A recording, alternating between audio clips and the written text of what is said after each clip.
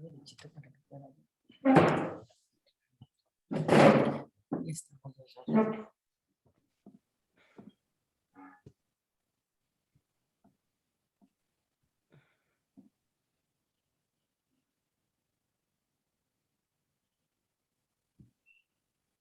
Tú checas el Facebook.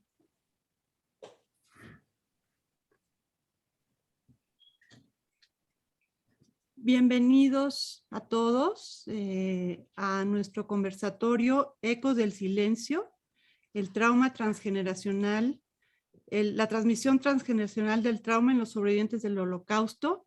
Este evento se realiza en el marco de la conmemoración de la liberación de Auschwitz, entonces tiene una significación especial. Y tenemos el honor y el gusto de tener a 3 personas que son cercanas a AMPAG y que tienen mucho que decir sobre el tema. Tenemos al director y a la productora del documental Murmullos del Silencio, Aarón y Esther Cohen. Hola. Hola, ¿qué tal? ¿Cómo están? Y a la doctora Miriam Greenberg, psicoanalista, especialista en el tema del trauma transgeneracional producto del Holocausto. Este conversatorio es un tema que el psicoanálisis aborda, el qué pasa con la transmisión transgeneracional en las familias, pero que surge a partir del trabajo que realizaron ambos cineastas en el documental. Entonces tenemos el privilegio de que nos van a platicar su testimonio. Ellos entrevistaron a la segunda generación de sobrevivientes del Holocausto, muchas entrevistas, es un trabajo precioso. Si tuvieron oportunidad de verlo ayer en la transmisión que nosotros organizamos, se pudieron dar cuenta de la calidad del trabajo. Y si no, va a estar en la Cineteca Nacional hasta el 24 de enero. 27. Hasta el 27. Sí, ya lo alargaron. Ya lo alargaron. Ah, qué bueno. Sí, porque me dicen que ha tenido muy buena recepción, ¿verdad? Sí. Sí, los fines de semana se llena la sala. Qué bien, qué bueno. Y A pesar de la pandemia. Sí. Sí. Y bueno, voy a presentarles, darles la semblanza de nuestros invitados. Aarón Cohen Hoppe es director del documental Murmullos del Silencio, es licenciado en Periodismo y Comunicación por la Universidad Nacional Autónoma de México, es fundador y director de las empresas Imagen Audiovisual, Weiss y Cohen Producciones, Cohen y Cohen Creatividad y Momentum Films. Por más de 40 años se ha dedicado a la producción de fotografía, espectáculos, multimedia, videos y documentales. Entre los eventos en que ha participado como productor de video se encuentran el Festival Tel Aviv y la Marcha de la Vida. Ha producido eventos para varias instituciones de la comunidad judía de México y de México y ha dirigido documentales con temática del Holocausto como Ana Frank, Justos entre las Naciones, Abogados sin Derechos, entre otros, para el Museo Histórico Judío y del Holocausto, Tuvie Meisel. Es el director del documental Paraíso en Auschwitz también. Esther Béjar de Cohen es licenciada en Comunicación por la Universidad Iberoamericana con especialidad en Investigación de la Comunicación.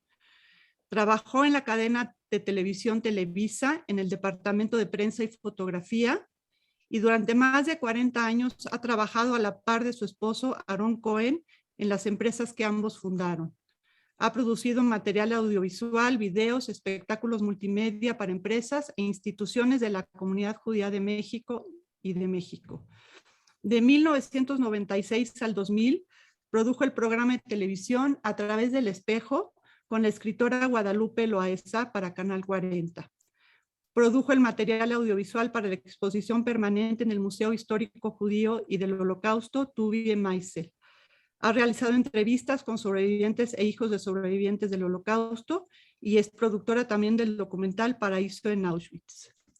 Y bueno, luego nuestra otra invitada, que nos va a dar toda la visión psicoanalítica del trauma transgeneracional, ella es especialista en este tema, específicamente Miriam Greenberg Robinson, es psicoanalista titular con funciones didácticas de la Sociedad Freudiana de la Ciudad de México, por la International Psychoanalytic Association y Federación Psicoanalítica de Latinoamérica, FEPAL. Es fundadora de la Sociedad Freudiana de la Ciudad de México y es doctorante en violencia y subjetividad, justo con una tesis sobre el tema que se llama Huellas de lo traumático y la subjetividad actual, Auschwitz, del Colegio de Saberes. Es licenciada y maestra en psicología por la Universidad Iberoamericana. Su tesis de maestría es también sobre el tema, el duelo no elaborado, su transmisión transgeneracional y sus consecuencias psicológicas a la segunda generación de sobrevivientes del Holocausto. Es docente en diferentes universidades y en diferentes asociaciones para la formación de psicoanalistas. Se dedica a la consulta privada desde 1985 y tiene publicaciones sobre este tema y otros en diferentes libros y revistas nacionales e internacionales. Bienvenida, Miriam. Yo voy a dar una breve introducción sobre el tema del trauma transgeneracional para enmarcar nuestra plática de hoy. Y ya después nuestros invitados nos platicarán sobre la producción del documental y la dirección y lo que implicó hacerlo, y luego al final de esta primera ronda Miriam nos va a dar toda la visión psicoanalítica. Yo lo titulé Tatuajes en la piel.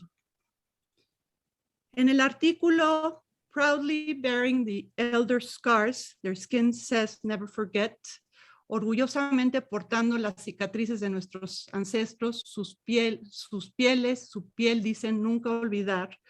La periodista Ruth Oren, que publica este artículo en 2012 del New York Times, hace una entrevista a hijos y nietos de supervivientes de campos de exterminio Auschwitz y Birkenau. Estos hijos y nietos tatuaron el número de prisionero inscrito en la piel de sus padres y abuelos, como una forma de conmemorar en sus cuerpos los días oscuros de sus historias familiares. Los descendientes ven estos tatuajes como cicatriz, otros como herencia, y es una manera de llevar la identidad de los ancestros y de no olvidar. El tatuaje en el cuerpo, en este caso, a nivel también de la psique, se vuelve una metáfora de cómo una persona lleva inscrita en su mente, en su piel, en sus recuerdos, en su conducta, estos tatuajes de las historias familiares. Historias familiares de pérdidas, traumas, conflictos y secretos. Sabemos que lo que se olvida, niega o escinde de la narrativa familiar transgeneracional está condenado a repetirse. Aparece en los sueños, en el cuerpo, en actuaciones y en la forma como nos relacionamos con nuestros hijos, en los patrones de apego que establecemos en estos primeros momentos de vida de nuestros hijos.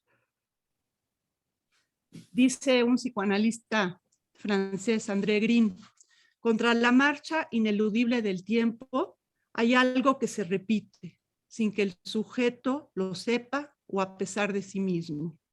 Dice él, esta compulsión a la repetición es una forma particular de memoria. Una y otra vez, dice Green, se evoca el pasado en el presente en un intento vano de actualizar el recuerdo para tramitar su olvido. Dice otra psicoanalista, Aidey Feinberg, hay personas que llevan un alien en su psique, le llama no un alien extraterrestre, sino un alien, una identificación alienante. Y dice, cuando esto no se trabaja, el sujeto queda detenido en escenas de un tiempo del pasado de la historia familiar y construye su identidad en torno a un mundo fantasmático en el que está inmerso. Por eso la importancia de hablarlo, de mencionarlo, de sublimarlo a través del arte, a través del cine, a través de la danza, porque todas estas expresiones liberan de estas identificaciones alienantes.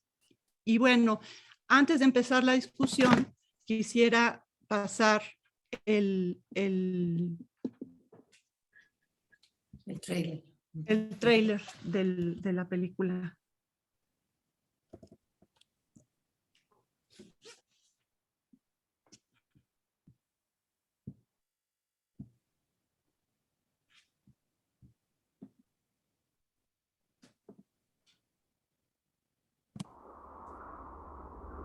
La forma de transmitirlo de mi padre fue su silencio y una gran foto que había en su cuarto con todos los hermanos ahí que fueron asesinados.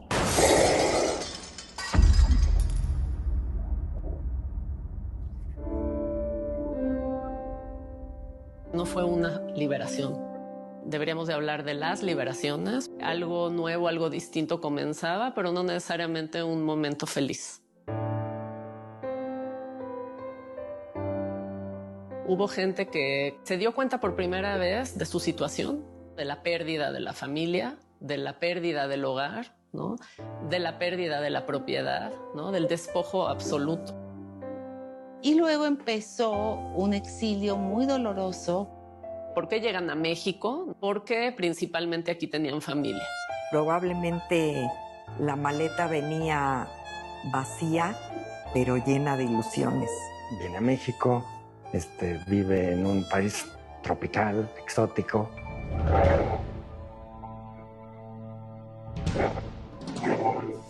Yo creo que para mí, papá, la guerra terminó cuando se casó, cuando llegó a México. La guerra terminó para los que mataron. Los que sobrevivieron siguieron con su guerra toda la vida.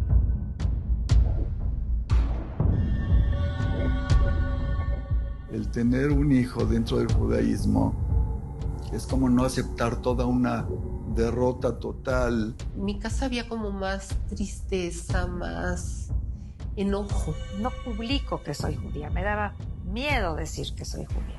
No existas, no sobresalgas por el peligro, porque un día de estos te van a recoger. Era un tabú prácticamente hablar de la Shoah. Siempre entendimos que nos protegía. Querían que tuviéramos una vida normal y no acordarse de la tragedia que ellos vivieron.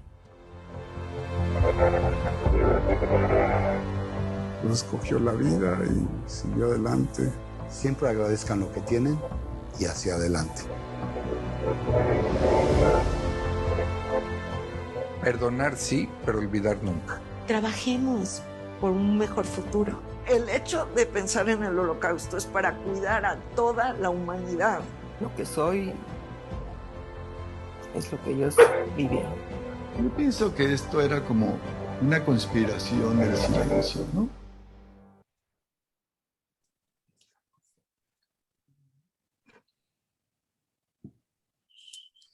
Bueno, con esta introducción, con el tráiler, quisiera que nos platicaran, Aarón y Esther, cómo fue la creación de este proyecto, qué implicó para ustedes, qué efecto ha tenido, ¿no? Qué resonancia ha tenido en el público.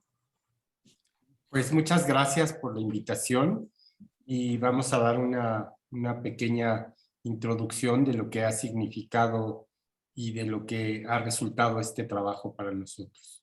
Okay. El silencio no es olvido. Trauma, memoria, silencio, lazos familiares y transmisión. ¿De qué manera el horror vivido por los sobrevivientes del Holocausto afectó la manera de percibir el mundo de sus hijos? Después de 4 años de un intenso trabajo, con gran emoción, por fin estrenamos nuestro nuevo documental Murmullos del Silencio, dedicado a la memoria de nuestros queridos hermanos Jenny y Salomón, quienes fallecieron en el año 2020, año de la pandemia, después de una intensa lucha contra el cáncer. Este trabajo es producto de una ardua investigación sobre la transmisión de la violencia intergeneracional y representa una semblanza de la segunda generación recopilada a través de más de 90 testimonios de hijos de sobrevivientes que viven en México y 10 especialistas en el tema, y de cómo las guerras, matanzas colectivas, genocidios y cualquier tipo de violencia siguen teniendo vida propia muchos años después de haber sucedido. En estos hijos de la posguerra y el Holocausto siguen latiendo los ecos del mayor crimen contra la humanidad y la esperanza de una nueva vida en paz, tolerancia y armonía. Para nosotros, este trabajo simboliza la revelación de un mundo desconocido que nos ha dejado un gran aprendizaje y ha significado un crecimiento personal muy importante. Comienza con un recuento histórico de lo que representó para los sobrevivientes del Holocausto la liberación, el darse cuenta del despojo absoluto de su humanidad, la pérdida de su país, su hogar, su familia y el duro exilio que tuvieron que vivir y que significó reinventarse e iniciar una nueva vida en México. Cada testimonio representa una experiencia única y singular. En cada historia hay detrás una prueba de amor incondicional, profundo e infinito. El silencio no es olvido. Para los padres es protección y respeto, y al mismo tiempo está presente como un arma contra el sufrimiento y se torna en la posibilidad de construir una nueva vida donde los horrores del pasado queden sepultados y les permitan renacer y seguir adelante. Para los hijos es resguardo, amparo, la necesidad de cuidar a sus seres queridos con el fin de evitar el dolor y el sufrimiento vivido y percibido en cada gesto sin palabras. Sin embargo, este silencio les permeó a tal grado que significó una barrera infranqueable contra la verdad, el horror y la vergüenza de lo vivido por los padres, y fue transmitido a los hijos sin palabras. Era tan grande el dolor que no querían causar más dolor en sus familias, y los hijos, por respeto, no se atrevían a preguntar, intuían que era algo intocable. Estamos felices y orgullosos de haber llevado a buen puerto este trabajo. Sin embargo, este es el principio de algo más grande. Queremos crear una plataforma en donde se pueda ver este documental completo y que además sea posible acceder a cada una de las entrevistas por separado para que cada historia pueda ser apreciada en su totalidad. También queremos que estos testimonios estén en alguna institución interesada en preservar y hacer crecer este archivo para futuras consultas e investigaciones. Queremos dar las gracias a las personas que nos apoyaron con su donación, ya que gracias a esto pudimos llevar a cabo esta investigación. Asimismo, queremos agradecer de todo corazón a los hijos de sobrevivientes que nos permitieron entrevistarlos y nos abrieron las puertas de su casa, su alma y su corazón para contarnos sus historias tan íntimas y personales. Muchos de ellos son amigos de hace muchos años que hablaron por primera vez, que accedieron a revelarnos sus sentimientos más profundos sobre el tema y que nos conmovieron hasta las lágrimas. Una vez más, gracias por su confianza. Gracias, esa es nuestra participación. Ya no, otra vez no jala esto. Ábremelo, ¿no? Pero pásame la computadora. Sí. No, ven, pásate.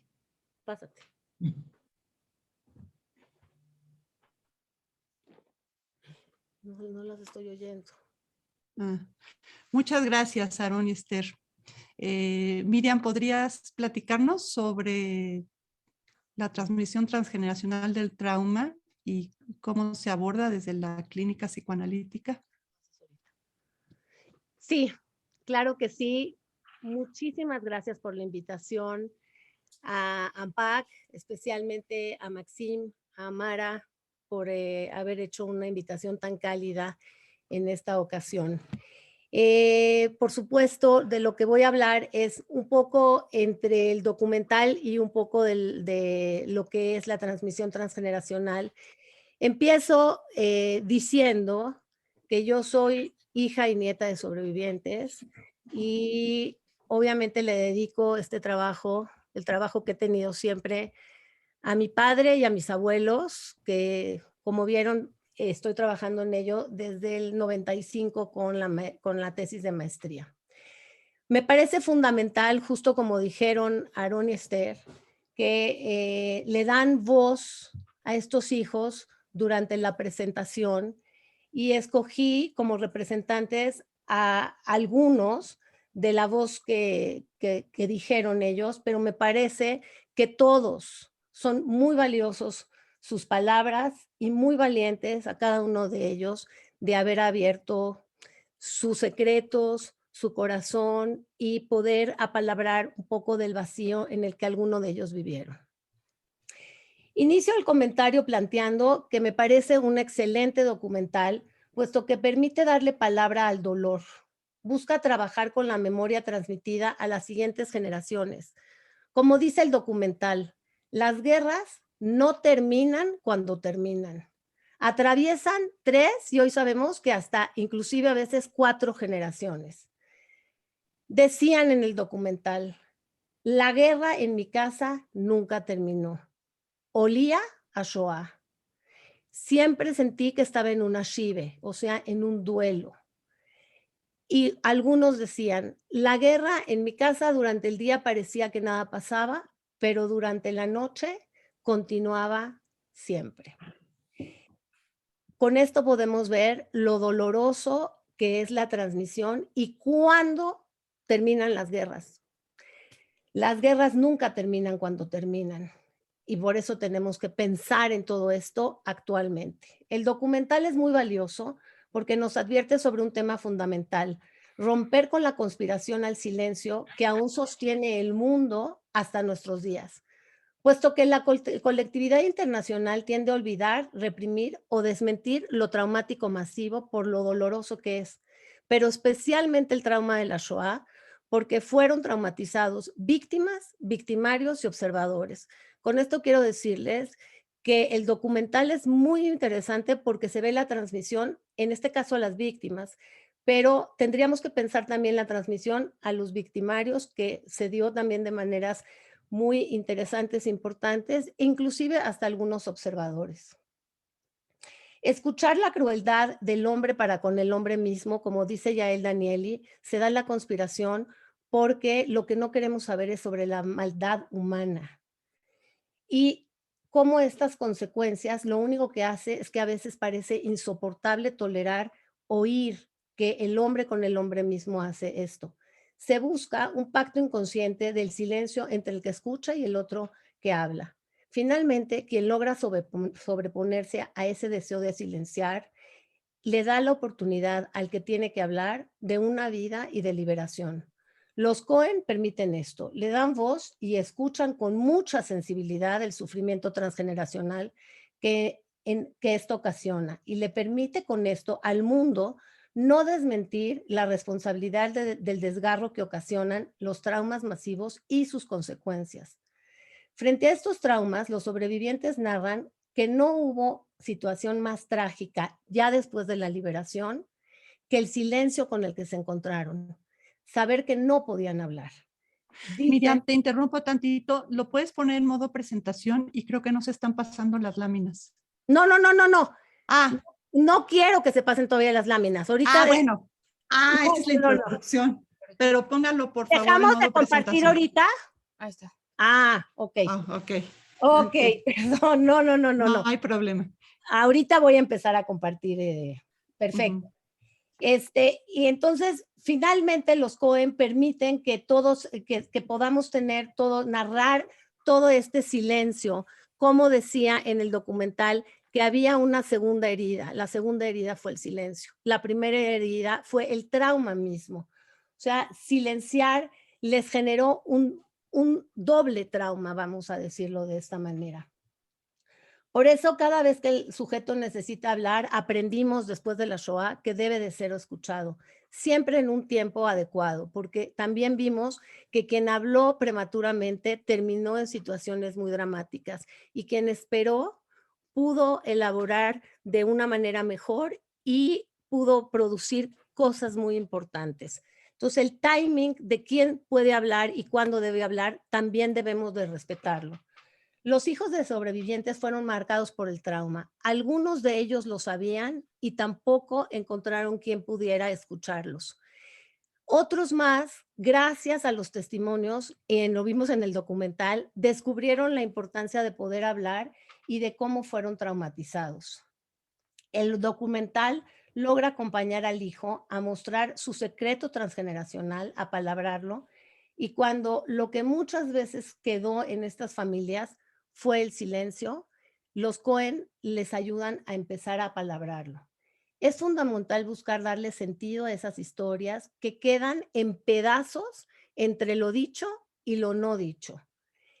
Tenemos que recordar cómo empieza muy cercano el documental de una foto que se explota y que en realidad metaforiza todo el desgarro y toda la discontinuidad de la cadena transgeneracional que queda. Eso produce cosas muy dolorosas. Por ejemplo, el compartir el trauma entre generaciones y a veces ni siquiera darnos cuenta y no tener palabras para apalabrarlo. Por ejemplo, a veces no sabíamos de quién es el trauma o de quién es el desgarro, del sobreviviente o del hijo. Inclusive quien reseñó en la Cineteca no habla para nada del hijo y me parece que es una muestra de cuán cerca parecería que está el trauma entre el hijo y el sobreviviente. A mí eso me parece que habría que pensarlo mucho. El hijo vive en un tiempo y en una historia que no es la suya. Justamente están alienados, como decía Maxim, al trauma de los padres. Por eso a veces no se detecta de quién es el trauma. Quedan atrapados en traumas que no vivieron, pero que son percibidos como en una situación fundante de su propia vida. No pueden más que pensar en eso. Su existencia se convierte en la confirmación de la sobrevivencia del padre, y para que el padre no sufra, ellos mantienen vivos a los muertos de los padres dentro de ellos. Vemos como una de las hijas dice en el documental: entendí como mi padre, al nombrarme su madre muerta, la veía a ella en mí. Y a través de pedirme perdón a mí, le pedía perdón a ella. El duelo no elaborado de tantas muertes hace que inconscientemente los depositarios sean los hijos. La falta de elaboración del duelo, porque son traumas masivos, en realidad hacen que los hijos queden atrapados en eso, y vamos a entender por qué. Los hijos narran que una de las cosas más dramáticas es que no tuvieron abuelos, tíos, primos, que veían las paredes vacías de fotos, o otros tenían demasiadas fotos, pero de puros desaparecidos. La transmisión se dio o con un exceso de hablar sobre eso o con un silencio. Y esto era exactamente lo mismo. Pero vamos a entender por qué. Los traumas masivos son traumas especiales, son traumas en donde el duelo se da no por una sola cosa o por una sola persona, sino por muchos miembros de la familia. Una persona en el documental dijo que había perdido 32 miembros de la familia. Si nosotros cuando hacemos un duelo y por una sola persona sentimos que se nos cae el mundo, imagínense en la liberación haberse dado cuenta de toda la gente que habían perdido, de todas las cosas que habían perdido casa, que habían perdido gente, que habían perdido idioma, a veces habían perdido, porque no se habían dado cuenta, como bien nos narran, el propio cuerpo como había quedado devastado. Y frente a eso, todavía más, tenían que adaptarse a una nueva vida, que eso sí es un legado de los sobrevivientes. La fuerza que tuvieron frente a la indefensión de sobreponerse para, además de todo eso que de repente les vino, tuvieron que adaptarse a un nuevo mundo, a un mundo desconocido, habían quedado en un mundo extraño, sin ninguna, digamos, protección social, ni siquiera ética algunas veces. Migraron, se adaptaron, hicieron familias, hicieron trabajo.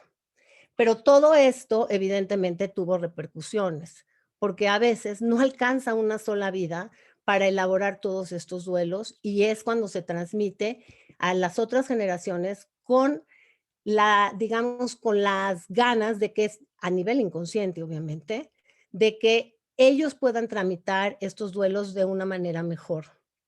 A pesar de eso, hay sobrevivientes que pudieron hacer cosas muy interesantes con sus duelos en una sola vida y fueron creativos. Lo vimos, cómo hay sobrevivientes que en realidad estaban hacia la vida, que lucharon, que hicieron cosas muy creativas, pero la gran mayoría de ellos no pudo con eso y sí los transmitió a las siguientes generaciones. Ahora sí, Ale, por favor. Ahora sí, compartir pantalla. La siguiente.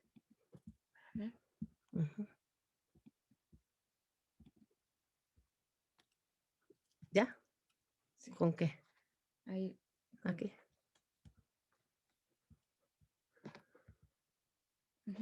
Bueno, el fenómeno de transmisión es cómo se transmite a las siguientes generaciones, hijos y nietos. No todos los hijos son víctimas de ella, ni se establece en todas las familias, que eso es importante. Depende del grado de elaboración del duelo por el trauma logrado por el sobreviviente y también de la fuerza estructural psíquica de cada uno de los hijos. Lo que es evidente cuando la transmisión tiene lugar, se establecen formas similares. Yael Danieli habla de este tipo de transmisiones, las vamos a ver después. La no elaboración del duelo establece que el sobreviviente lo delegue a las siguientes generaciones inconsciente y silenciosamente. El duelo es depositado en el hijo de todo aquello que los sobrevivientes no podían con eso.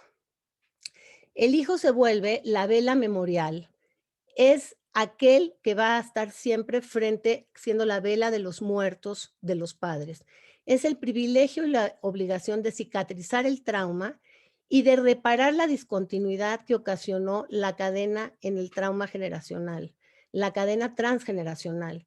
Y conectar el tiempo, como decía Maxim, el trauma hace un coágulo del tiempo, se coagula el tiempo. Aquí la conexión entre pasado y futuro se las dejan a los hijos. Ay, ¿qué pasó? ¿Qué pasó? Híjoles. Perdón.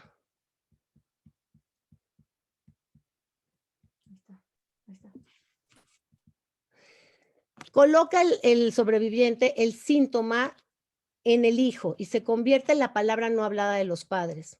Una palabra que clausurada para ellos se escucha ya no como palabra, sino como síntoma. Eso que decía Maxim, puede quedar una situación en el cuerpo, el tatuaje puesto en el cuerpo, ni siquiera que tengan palabras para decir, no entienden, pero estos síntomas se les presentan. No solo en el cuerpo, puede haber ansiedades, puede haber persecuciones, puede haber toda esta situación con las pesadillas, como nos platicaban en el documental. Así el hijo queda invadido de una historia familiar de sus padres, incurre en una muerte psíquica de su propia vida y la identificación son con fantasmas, con muertos que condensan esta historia que no le pertenece. Existe la esperanza de que en la siguiente generación se pueda elaborar de una manera mejor. De esta manera existen sujetos que sufren la transmisión. Unos quedan atrapados en la repetición compulsiva del síntoma, pero otros logran elaborar a través de nombrar el síntoma, hablar, no silenciar, y son sujetos muy creativos con el dolor. En realidad, son sujetos que terminaron haciendo profesiones de ayuda y muchos de ellos actores, como nos explicaba alguno de los sobrevivientes, que él tendría que haber sido actor seguro para narrar la historia. Otro decía, yo tendría que haber sido actor para llevar humor al mundo y a mi familia.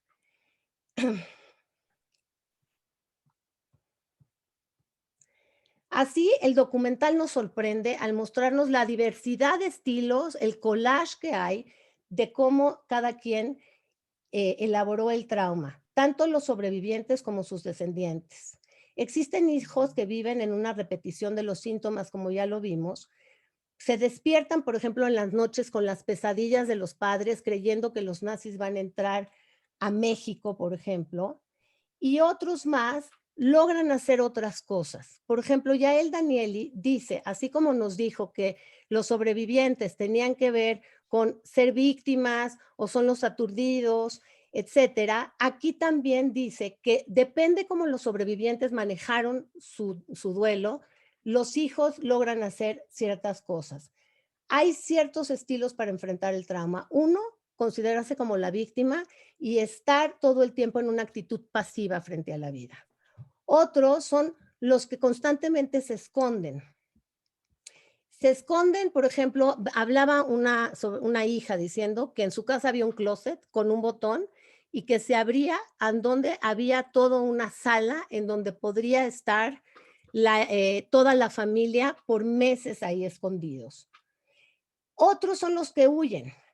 Algunos huyen de casa en casa, de país en país o de profesión en profesión, pero algunos tienen estas tendencias. Por ejemplo, hablaban de cómo muchos de ellos sentían que el mundo los perseguía. Y había uno que dijo que el padre decía que tenía que tener centenarios para cuando hubiera un problema en el país pudiera huir.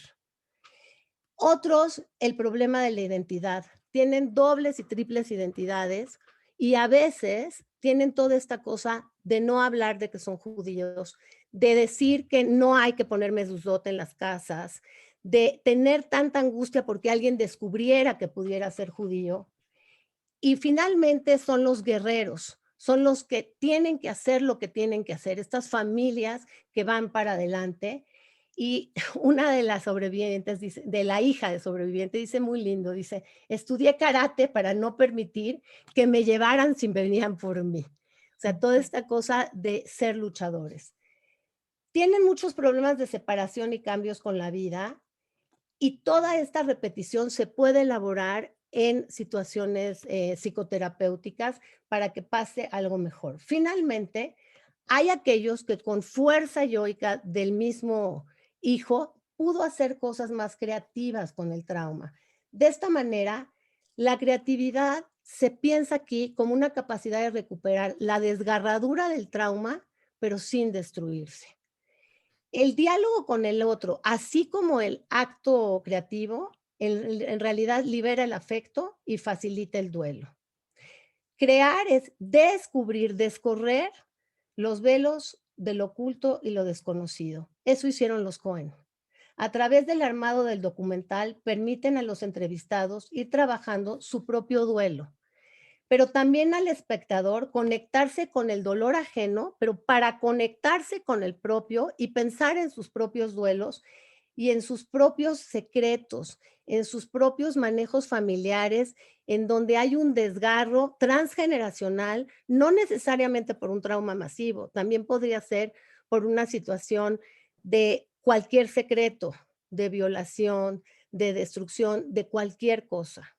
Y yo creo que cada uno sí logran los Cohen que se pregunte de su propio problema transgeneracional, de qué secretos hay familiares y cuáles no, y de hacer algo con ellos.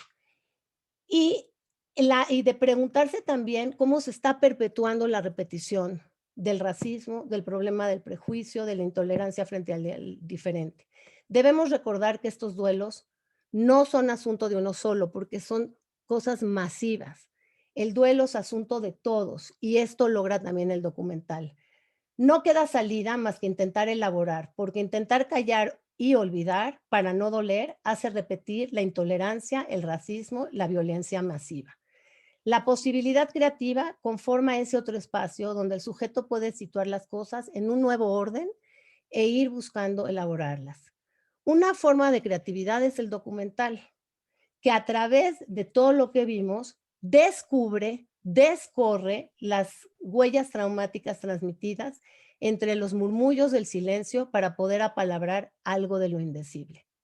Así, la foto de la cadena transgeneracional se podrá ir acomodando de una manera mejor, más creativa, y podemos tener esta esperanza de, como veían los sobrevivientes, de lucha, de vida, de fuerza, de cómo decía una de las sobrevivientes, que una de las hijas, que su madre como sobreviviente dijo, mi legado y yo sobreviví para ver a mi bisnieta estar aquí, es decir, para reparar la cadena transgeneracional, donde finalmente las generaciones puedan bailar con la vida como se baila y como se expresa todo este proceso de duelo a través del baile en este interesante documental.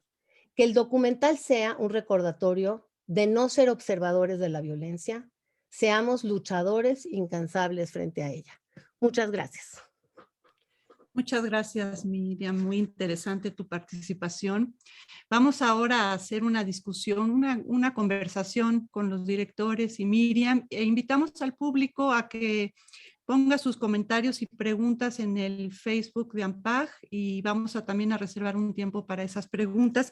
Yo me quedo con este tema de la memoria colectiva y la importancia de la narrativa de esta memoria colectiva y cómo esto permite la elaboración del trauma. Pensaba además en estas dos facetas del secreto, el secreto para proteger, pero el secreto que inocula al hijo y al nieto con esta identidad ajena.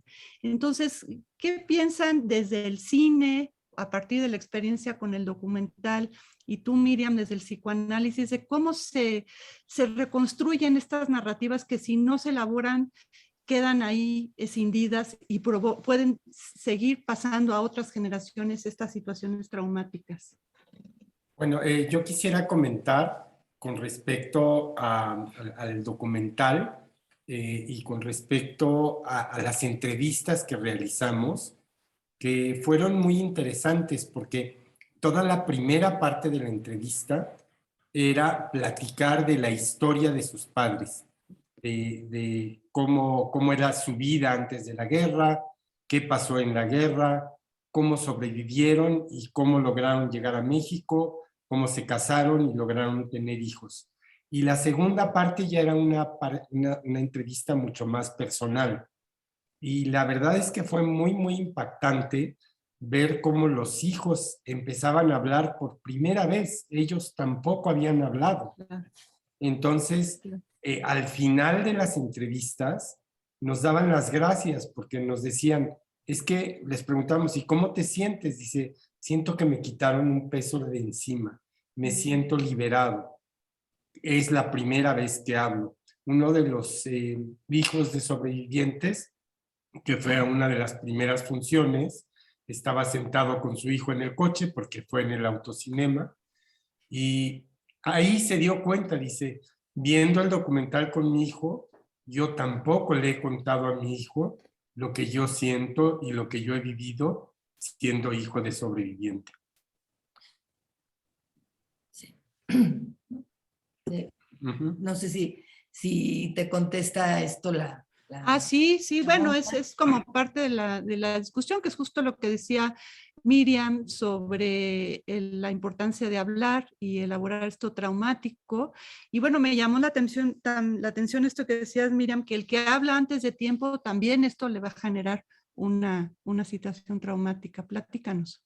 Mira, primero también te voy a decir esto, pero también hablando de esto que preguntabas anteriormente, o sea, me parece muy importante estar trabajando y narrando estas historias, porque justo lo que dice Aarón, lo decía yo en mi presentación, es increíble como algunos hijos no se han dado cuenta todo lo que traen cargando, porque hay cosas que estos traumas son tan desorganizantes e invasores, porque los mismos, digamos, sobrevivientes no tenían palabras para nombrar ni siquiera todo lo que vivieron. Se quedaron sin historia por todo lo explosivo que fue. Y en este sentido, los hijos lo absorbieron de tal manera en que pues mucho menos tienen cómo hacerlos. Entre lo dicho y lo no dicho, van estableciendo alguna narrativa de lo que pudo haber pasado. Cuando dan testimonio, descubren cuánto esto está menos trabajado de lo que ellos creían y cuánto les ha atravesado. Entonces, me parece importante porque sabemos que generalmente se ha trabajado 3 generaciones y decía yo que ahora estamos pensando inclusive en 4. Pero la primera generación, lo que les sucede es que es indecible lo que les pasó.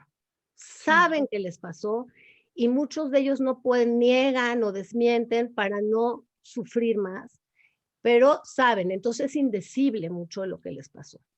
La segunda generación sabemos que es innombrable, porque ya no tienen todas las palabras para decir lo que les pasó y usan mucho el cuerpo y sus síntomas. La tercera generación todavía es mucho más doloroso, porque en realidad es impensable. En la tercera generación, lo único que quedan son sensaciones, son cosas muy bizarras, cosas del cuerpo, cosas que no entienden. Y entonces lo que hemos visto que además el atravesamiento cada vez se va perdiendo más y puede ser mucho más dramático. Por eso es muy importante, aprendimos después de la Shoah, hablar las 3 generaciones lo más posible para transformarlo en narrativa. Y para poder tener palabras para nombrar que eso sabemos que nos salva. Eso nos da sentido y nos da la posibilidad de un porvenir. Si no, nos quedamos coagulados en un tiempo pasado que ni siquiera es el nuestro. Y Maxim, no sé la segunda pregunta que me hiciste. No, hablando justo de esta situación de cuando no hablas antes de tiempo, Entonces, también puede ser traumático. Sí, porque muchos de ellos, por ejemplo, sabemos con algunos que se suicidaron lamentablemente, que hablaron muy rápido, ¿no? Por ejemplo, Bettelheim, por ejemplo, Primo Levi, hablaron muy rápido y parecería siempre lo creativo es un intento de sublimación y de reparación, pero no siempre alcanza. Y descubrimos que a veces cuando se habla prematuramente podemos llegar hasta situaciones dramáticas como un suicidio. Y eso es lo que no queremos. Por eso tenemos que acompañar también, que eso creo que lo hicieron muy bien los Cohen, preguntar quién quería ser entrevistado, porque no todos están listos para ser entrevistados y algunos sí estarán en un tiempo después. Pero también, por ejemplo, vimos algunos autores que se esperaron muchos años a publicar y que publicaron cosas maravillosas y realmente están aquí en la vida. Entonces, sí sabemos que el timing, como le llamamos los psicoanalistas, es importante. No podemos forzar a nadie a que hable antes de tiempo y ojalá esperar a todos a que vayan hablando conforme vayan pudiendo. Sí, con respecto a las entrevistas, también les queremos contar que nosotros la entrevista, como dice Aaron, la separamos en dos partes. La primera fue la narrativa de cuál era el mundo de sus padres, cómo entraron sus padres a la guerra y luego cómo salieron de ella y cómo emigraron. Y la otra es la parte más introspectiva. Para esta parte, nosotros recurrimos a una amiga que es psicoanalista y es también hija de sobrevivientes y que también da su testimonio, Fanny Sonaven, y ella nos guió muchísimo con respecto a cómo elaborar el cuestionario para hacer las preguntas. Ella nos enfatizó mucho que teníamos que buscar como disparadores, porque es muy difícil para ellos darse cuenta y poder hablar. Entonces nos dio muchos tips de cómo elaborar las preguntas y de cómo abordarlas. Y eso a nosotros nos sirvió mucho a la hora de entrevistar. En la entrevista nada más estábamos Aaron y yo, nunca llevamos ningún técnico, Aaron manejaba la cámara, yo me ponía frente al entrevistado, siempre poníamos una tela negra, nunca buscamos lugares en la casa cómodos para ellos, sino más bien era como un poquito confrontar, pero también intimar, tratar de intimar con ellos para que ellos pudieran hablar. Y para nosotros fue una experiencia, inclusive la doctora Yael Danieli nos dijo cuando la entrevistamos a ella, nos dijo, bueno, ¿y ustedes cómo terminan de cada entrevista? Porque para ustedes debe de ser muy fuerte. Y yo le decía, sí, a mí me afecta mucho. Y yo, cada vez que salimos de las entrevistas, le digo, Aaron, estoy drenada. Me dices que tú también tienes que hablar con alguien de todo lo que te está transmitiendo esta generación, porque es fuerte y es fuerte para ustedes también. Y es cierto, nosotros también al final de cada entrevista, siempre preocupados, porque pasaba que el entrevistado empezaba a hablar y era distante y de repente en un momento dado lográbamos que se rompiera y de repente el entrevistado empezaba a llorar y empezaba a decir, es que, perdón, pero yo no puedo perdonar a mi papá porque mi papá nunca me contó esto, se lo contó a otras personas menos a mí y no lo puedo perdonar y no paraba de llorar. Entonces para nosotros volver a retomar era difícil. Entonces fue para nosotros toda una experiencia, como decimos en nuestro texto, de confrontamiento, un aprendizaje personal muy fuerte, muy importante, y lograr que hablaran para nosotros de verdad fue algo muy importante para poder después hacer esta semblanza de lo que es la segunda generación. Y nada más quiero decir algo muy rápido. Esther y yo somos sefaraditas. No sufrimos en nuestra familia ningún tipo de persecución por el Holocausto, ni ningún tipo de asesinato, ni nada. Yo creo que esa parte nos permite como alejarnos un poquito y poder ver qué está sucediendo. Porque, no sé, quizá alguien que hubiera sido hijo o familiar de algún sobreviviente, quizá no hubiera podido tener como distanciamiento para poder observar. Y nosotros, como no participantes, podíamos como observar un poco más y analizar un poco más qué estaba sucediendo. Y también nosotros lo que quisimos con este documental fue hacer una semblanza. O sea, estas 90 entrevistas a nosotros nos sirvieron para poder tomar una gama de expresiones que pudieran establecer esta semblanza de la segunda generación. Teníamos un poquito de miedo cuando estrenamos el documental con respecto a los entrevistados, porque algunos nos decían, es que yo salí muy poquito, es que yo, o sea, no me pusiste mucho, lo que sea, pero nosotros les explicábamos, es que este documental es una semblanza de la segunda generación, y todos ustedes a nosotros nos ayudaron a poder establecer esta semblanza, y por eso queremos hacer esta página web, para que podamos subir las historias completas, porque cada historia es de verdad una historia muy importante, es una historia única que nos habla como de toda esta paleta de lo que es la segunda generación. Es un collage, es un collage tan lindo, porque es lo que yo decía, de cada una de las situaciones me parece que podría yo haber tenido un ejemplo, nada más no quería yo llenar de ejemplos para poder platicar, pero realmente lo lograron muy bien, hacer también entender que la sobrevivencia y los hijos de sobrevivientes no son iguales y se les transmitió de maneras diferentes y cada uno enfrentó su duelo de manera distinta. Eso me parece fundamental. Y lo otro es que no sé si estoy tan de acuerdo, Aarón, que porque son sefaradim no era fuerte enfrentar. Yo creo que como seres humanos, inclusive, claro, enfrentar estas situaciones es profundamente difícil y sí tendemos a hacer conspiración al silencio. Más bien yo los felicito porque creo que tuvieron una sensibilidad muy particular para hacer las entrevistas y fueron muy valientes porque se sobrepusieron a la conspiración del silencio para poder hacer estas entrevistas. Yo sé de mucha gente que lo intentó y no lo logró y ustedes aquí están, así es de que no, yo creo que hicieron un gran trabajo personal para romper con la conspiración y poder escuchar y trabajar con el material. Ahora, te voy a decir, muchos de estos entrevistados son amigos nuestros de muchos años atrás. Imagínate, más allá, más aún lo difícil.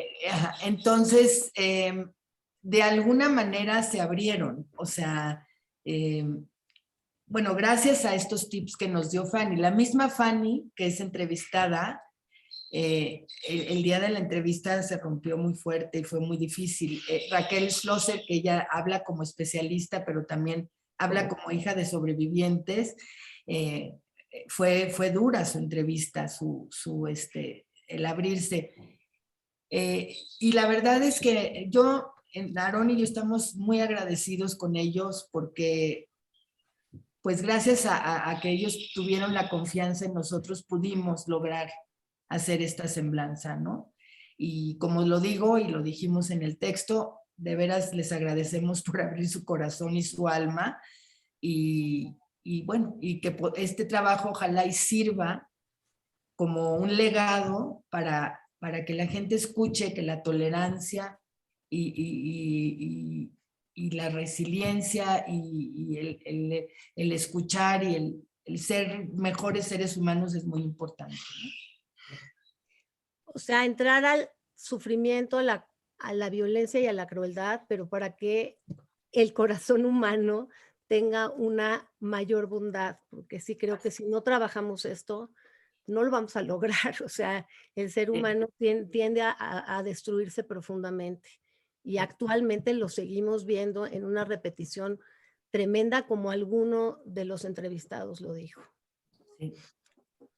Y en ese sentido, ¿qué efecto ha tenido el documental? Hablaban de, bueno, se está pasando en la Cineteca, han tenido muy buena audiencia. ¿Qué efecto notan ustedes en el público, cómo están reaccionando, pensando en la importancia de generar conciencia sobre esto para no repetirlo.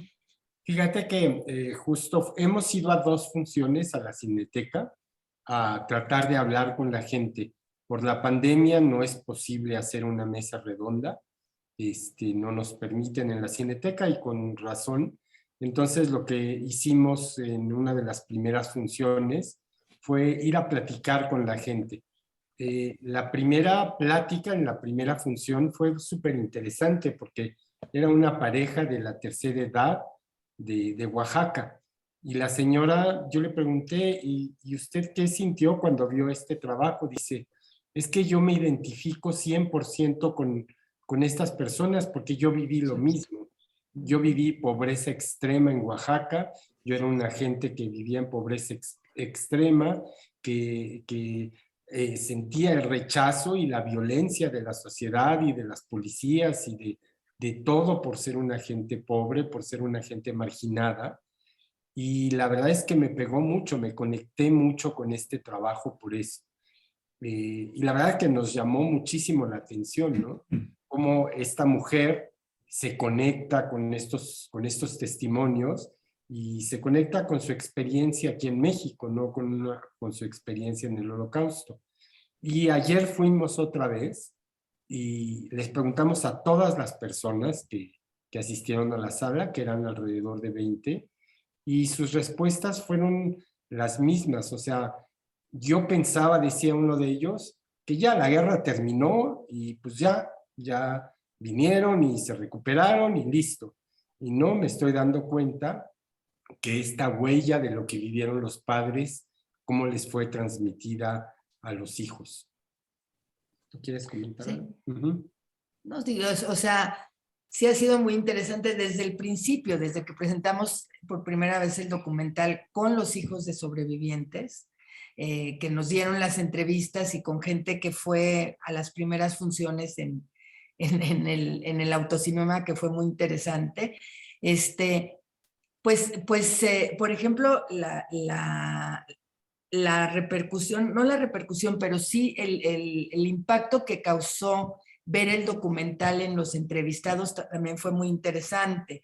Tuvimos un Zoom al día siguiente porque la presentación fue en el autocinema, la gente no se podía bajar de los coches, se tenía que salir el coche inmediatamente después de la presentación. Entonces todo el mundo se quedaba así como, ya sabes, contenido, y de entonces decidimos hacer un Zoom, el primer Zoom que hicimos, y hablaron muchos de ellos y ellos lo que nos comentaban es que después de ver el documental se dieron cuenta de que no estaban solos, de que todo este sentimiento que tenían lo habían, o sea, lo estaban compartiendo con otras 90 personas que fueron entrevistadas, que también daban su versión de lo que a ellos les pasó. Y de verdad nos agradecían muchísimo por haber hecho este acercamiento. Inclusive una de ellas dice que le volteó y le dijo a su hijo y a su esposo, ya ven, yo no estoy loca. Lo que yo siento y lo que yo soy no es producto de mi imaginación. Y entonces... Sí, hay otras personas que están aquí que lo comparten igual que yo. Yo pensé que yo era única, que yo nada más sentía estos sentimientos de persecución y que guardaba el dinero y guardaba la comida. Y no, mira, todas estas personas están contando lo mismo que yo viví toda mi vida y que pensaba que era solamente yo la que había pasado por esto. Entonces, inclusive una amiga nuestra que vio el documental por su parte, que no tiene nada que ver con el Holocausto, su familia no es judía, pero también nos habló y nos dijo, yo cuando vi este documental vi la historia de mi vida. Es una persona que pues tiene una vida personal fuerte, difícil, y se identificó muchísimo con toda esta cuestión del silencio, de la transmisión del trauma, y lo expresaba como hasta llorando, ¿no? Nos decía gracias por permitirme darme cuenta de esta situación.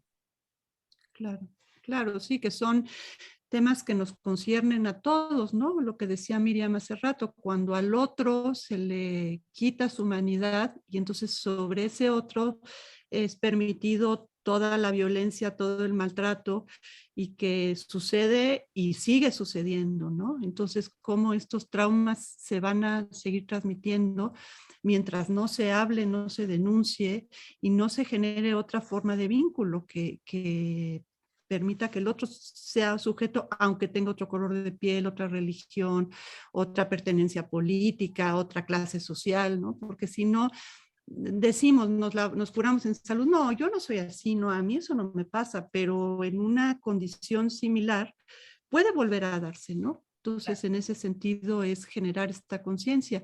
Miriam, ¿quieres agregar algo?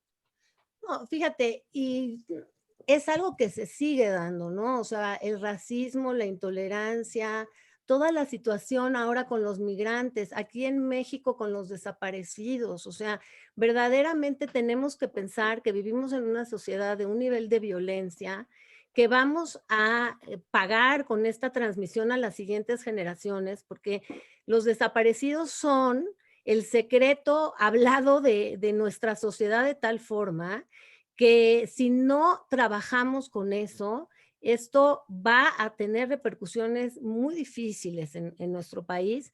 Y bueno, los migrantes no solo en nuestro país, sino los migrantes en el mundo, digámoslo así, pero no nada más a nivel colectivo. Yo creo que Esther tocaba algo bien importante y es lo que yo he podido escuchar de la gente que hemos comentado el documental, de cómo también se conectan a nivel individual. Creo que primero uno se tiene que conectar a nivel individual de qué me pasa a mí en mi familia, con mis secretos, porque yo decía violaciones, accidentes, secuestros, desaparecidos en las familias, ¿no? O sea, situaciones de violencia extrema en diferentes situaciones particulares o colectivas.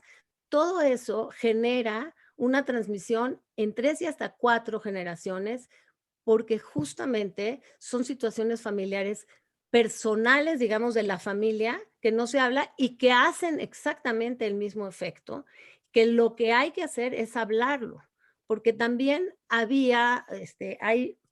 tengo un ejemplo de un sobreviviente que nunca quiso hablar con el padre, para no dolerlo, justamente como decían ellos. Pero en el momento en que pudieron hablar, la situación de los dos mejoró profundamente, porque uno piensa que ¿para qué le digo si en realidad va a sufrir? Uno de los entrevistados decía, me hubiera gustado hablar con mi padre y no importa, aunque sea llorar juntos o reír juntos, pero el que las 2 generaciones empiezan a ponerle palabras y afecto a esta situación, hace un cambio enorme en las 2 vidas. Claro. Diferencia el trauma del padre y del hijo, pero además libera al padre y al hijo, a diferencia de lo que pensaríamos naturalmente de mejor el silencio y callar para no doler. Así es. Lo contrario. Claro. Claro. Y sí, en ese sentido hay autores latinoamericanos que hablan de las personas que fueron desaparecidas en las dictaduras en Argentina y Uruguay, y hablan de cómo estas personas justo se quedan detenidas en el tiempo, no pueden elaborar el duelo porque siempre está la cuestión de va a regresar, lo voy a ver, seguro está ahí, y eso está pasando en nuestro país. Entonces no es algo que ya se superó y como se creía antes que estamos progresando como civilización, ¿no? Es parte de la condición humana esta distinción del otro como ajeno, y eso yo creo que es el secreto, ¿no? El poder salirnos de ahí. Bueno, eso está pasando en México con los desaparecidos de Ayotzinapa, que los papás siguen esperando. Sigue pasando en España con los desaparecidos de la Guerra Civil Española, que los familiares siguen buscando por lo menos sus restos, ¿no? Y que, que la sociedad española, pues vilmente quiere olvidar todo esto, pero hay que recuperar y hay que ver todos estos fallecidos, todas estas muertes terribles, ¿no? Todos estos entierros colectivos que la gente quiere desenterrar todo esto para saber qué pasó y que la sociedad, el gobierno, dice, no, eso ya pasó, mejor hay que darle vuelta a la hoja y listo, ¿no? Lo cual es terrible. Sí, claro, claro. Sí. Algo también importante en el documental es cuando mencionamos que uno de los hijos menciona que su padre empezó a hablar y empezó a dar conferencias y empezó a acompañar en la marcha de la vida a los muchachos jóvenes y a contar sus historias, y eso los liberó. Pero como tú dices, no fue antes de tiempo. Esto empezó a suceder a partir de los años 90 más o menos, en que los sobrevivientes ya pudieron pues elaborar su vida, repararla y de alguna manera empezar a compartir con los demás. En el otro documental, bueno, nosotros tenemos otro documental que se llama Paraíso en Auschwitz, y la persona a la que está dedicado el documental es un sobreviviente que llegó de Praga con su hija y su esposa, y llegó con su tatuaje, llegó a México porque unos familiares lo ayudaron a venir a México, que son familiares míos, y esta persona muchos años no pudo hablar, no quería hablar, hasta que una vez nos abrió a nosotros su corazón en una entrevista y pudimos hacer este documental de Paraíso en Auschwitz. Lo acompañamos a una marcha de la vida. También este documental es muy interesante en cuestión de la situación de los sobrevivientes, ¿no? Pero bueno, eso es otra historia. Es otra historia, pero su esposa y su hija, hasta que no vieron el documental, no se enteraron de la vida de su papá. Ajá. Y bueno, y cuando vieron este documental de Murmullos del Silencio, la esposa y la hija también dijeron que las conectó con su propio dolor, porque ellas vivieron con o sea, ella vivió con el esposo nunca le quiso contar nada, el esposo las protegió a ella y a la hija de una manera fuertísima, no les enseñaban, tenía sus documentos guardados y no se los enseñaba, los tenía a cal y a canto guardados en una caja fuerte, y ellas no sabían por qué este señor se comportaba así, porque era tan rígido. Y cuando vieron Murmullos del Silencio, porque entrevistamos a la hija también para el documental, las dos nos hablaron y nos dijeron, bueno, es que nos acabas de abrir una información muy importante, muy fuerte, con toda esta cuestión de la liberación, ¿no? De el haber empezado el documental diciendo, la guerra no terminó, la guerra siguió. A mí me parece por eso un documental con un valor fundamental, porque me parece que ahí cuando alguien puede ver el documental, puede empezarse a preguntar una serie de cosas, si es hijo o nieto sobrevivientes, pero si también es hijo y nieto de situaciones del secreto, como les decía. Y ahí realmente, por ejemplo, todas estas actitudes que a veces no entendemos por qué pasan en la casa, y al verlo ahí podemos ir entendiendo, a lo mejor en mi casa pasaba, entonces a lo mejor yo también tuve una historia así sin que mis padres me lo hubieran dicho. Por ejemplo, el asunto de la comida, del que no hemos hablado mucho, pero la comida en estas casas era algo muy particular, y me parece que los entrevistados dijeron cosas muy importantes, o sea, cómo tenía que haber comida, cómo no podían dejar la comida, cómo frente a la comida había una cosa compulsiva y obsesiva, que no se quedara nada en el plato, que hubiera, digamos, a las cenas enormes para que no faltara nada por si hubiera una guerra, o varios refrigeradores. Pero me sorprendió inclusive uno de los testimonios que dijo que su papá guardaba en la caja fuerte latas de sardinas.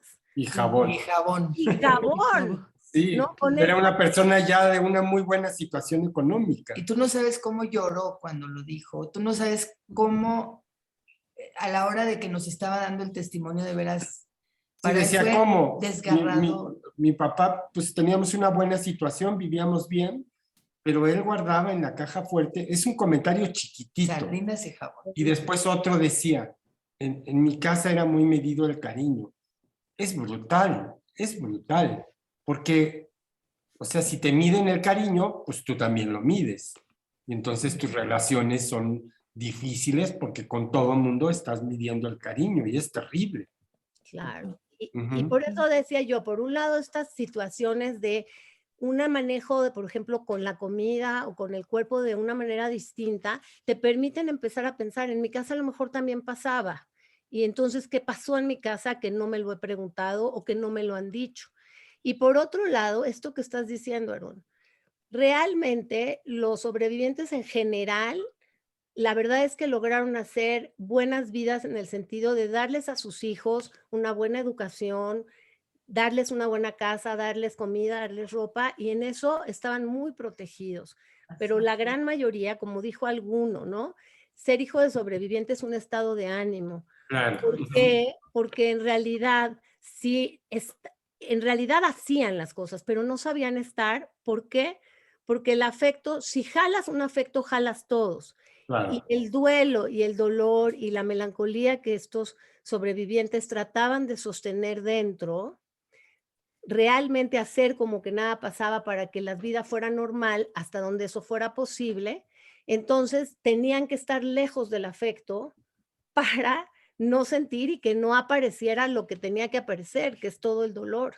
Entonces, hijos que vivieron con todas estas cosas muy buenas en la casa, pero no sabían estar en el afecto. Uno que dijo, en realidad en mi casa no había ni Shabbat, ni había esta sensación de estar en la comida teniendo una experiencia sabrosa, pero no nomás de la comida, sino de la expresión afectiva entre nosotros. Claro. ¿Por qué? Porque era imposible para algunos sobrevivientes enfrentar el afecto. Y fíjate que algo bien interesante es que el 95% de los entrevistados son profesionistas. Entonces, ¿pero por qué? Y entonces Sarita Toppelson, que es una de las entrevistadas, que es una arquitecta muy famosa, le decían, es que lo único que te llevas, si es que te van a perseguir, es lo que tienes aquí en tu cabeza.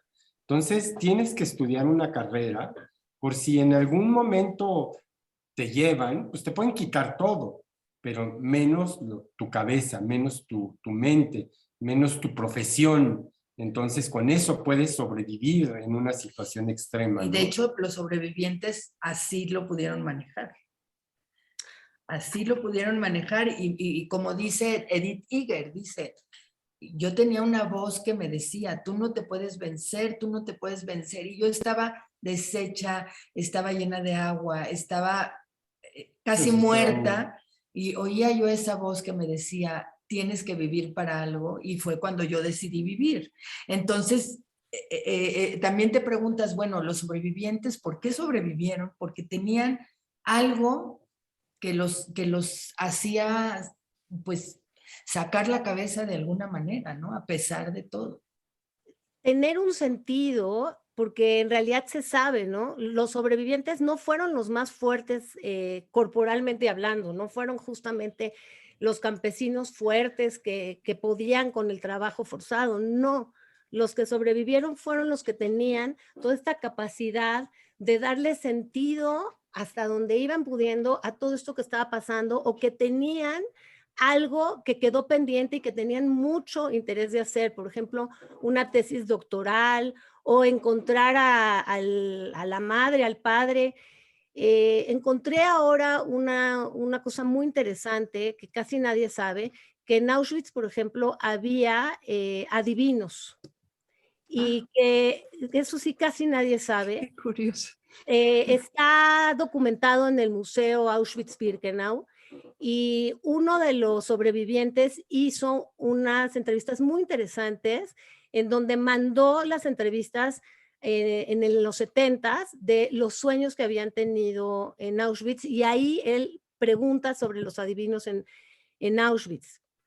Y lo que se encontró es que muchos de estos sobrevivientes, cuando tenían un sueño que no era el sueño de tener un pastel, de comida o agua, sino un sueño diferente, iban corriendo con estos adivinos para que les dijeran qué querían decir.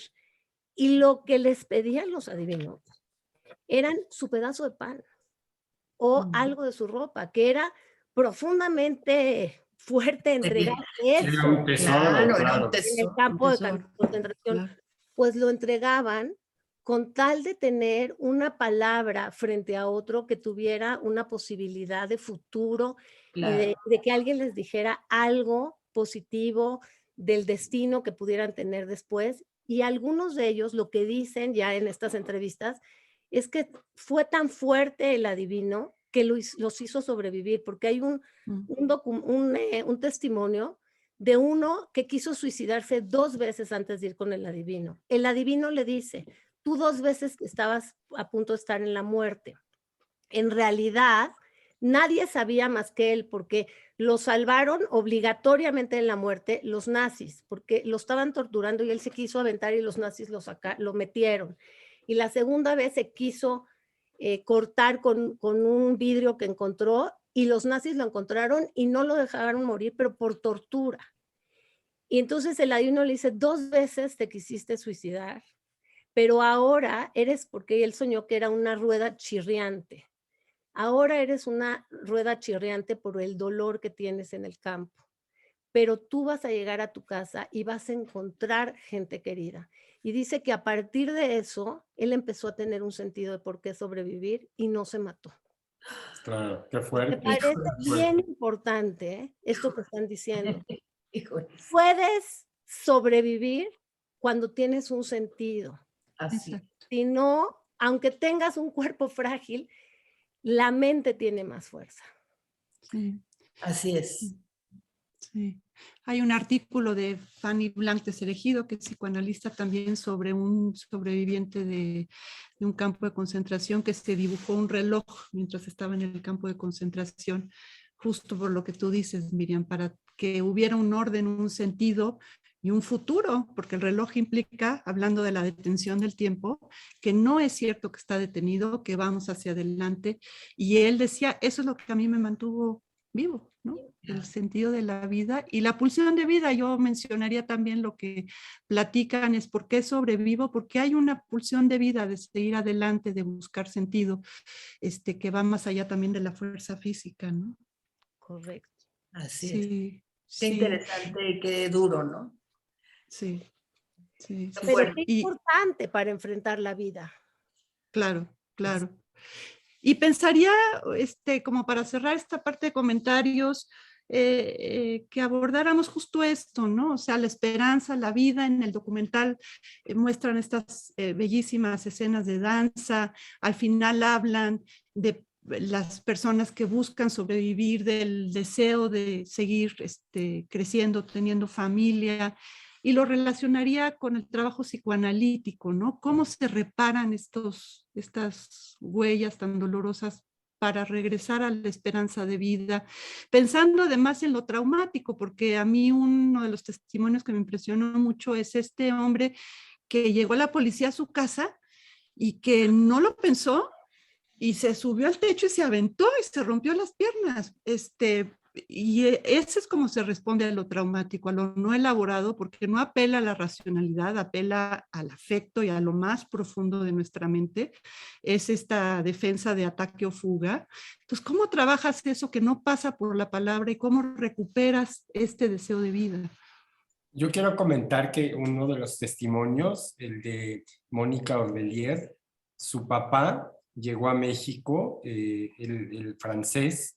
Él se cambió el apellido, él se apellidaba Levi y él decidió ya no ser más judío y educó a su familia fuera del judaísmo. Los hijos no sabían muy poquito, sabían que era sobreviviente de Auschwitz, pero no sabían mucho más y nunca arregló sus papeles, nunca pudo arreglar sus papeles al 100% y siempre vivió con el miedo de que lo deportaran. Y después de 30, 40 años aquí en México, oh terror, lo deportan porque sus papeles no estaban en regla. Entonces, para el señor fue un trauma brutal. O sea, logró regresar a México, ¿no? Volvió a arreglar sus papeles, lo deportan a Francia y logra regresar a México. Pero ese miedo de que te van a deportar, de que te van a perseguir, de que pues vivió con él toda su vida y debe de haber sido terrible.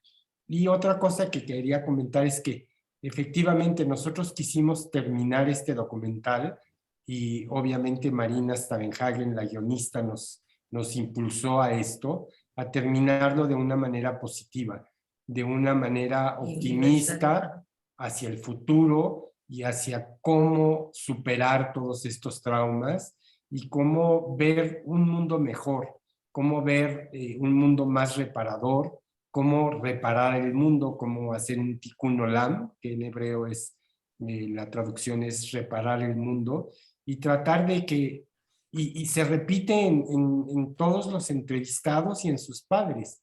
Ellos tratan de olvidar, de perdonar y de reparar, de que estas situaciones no se vuelvan a repetir. Por eso nosotros quisimos terminar el documental de esta manera, pues optimista, de pensar que sí se puede hacer un mundo mejor y de que la violencia de cualquier tipo deja huella y se transmite y por eso hay que evitarla, ¿no?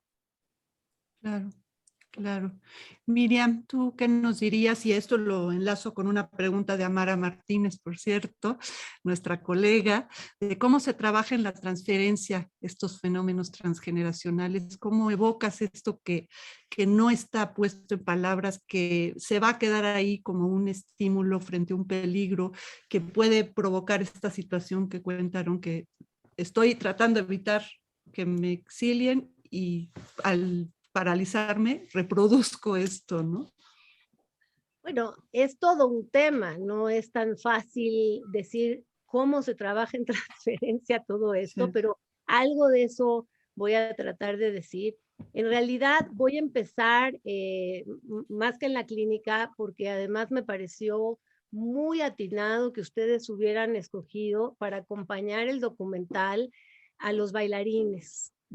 Y me parece fundamental porque los bailarines, o sea, voy a juntar las dos cosas, justamente es un arte en donde hay una comunicación que va más allá de la palabra, que es el encuentro de los cuerpos sin palabras, pero que lo que vamos viendo durante el documental es un acompañamiento maravilloso de cómo a través de los bailarines vamos viendo el proceso elaborativo que se va gestando, porque vemos al principio unos bailarines metidos en unos espacios muy cortos, en pasillos muy chiquitos, en edificios muy desgarrados, muy abandonados, y van jalando a los bailarines a espacios más amplios dentro del mismo edificio, hasta que al final ya en esta parte donde ya va hacia la esperanza, hacia la vida y hacia un mundo mejor, lo sacan